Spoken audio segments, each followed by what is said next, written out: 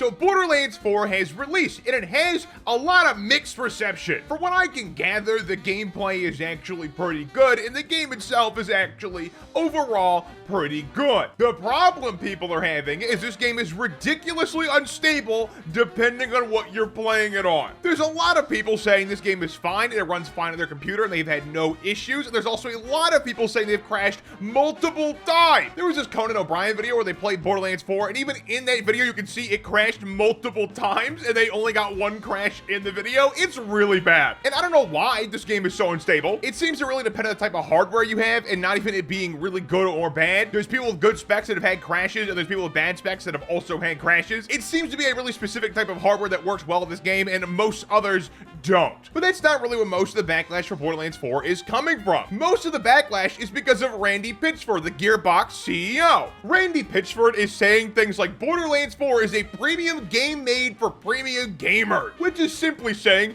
get a better computer. That is what he's telling people. Now, regardless what you think about Borderlands 4 and its gameplay, you have to admit the game is crashing for lots of people. It is very obvious that is the case. And Randy Pitchford responding to people saying skill issue is a horrid response. Like, you guys made the game. It runs horribly because of decisions you guys made at the studio when you were making the game. This is not just a skill issue, this is a developer issue. Now, I don't know what conditions developers were under when they were making the game. Maybe it was like super stressful, maybe they were on massive crunch. That's probably what it was, to be fair. But Randy Pitchford responding saying get good is a horrible way to deal with this. People already have issue with big studios doing stuff like this all of the time. Of course, people are gonna be mad if your game runs horribly. And the response to them should be, we're gonna fix it, we're sorry, not get a better computer. It's especially ridiculous that this is the response that Randy Pitchford had when the super deluxe edition of the game costs $130 US.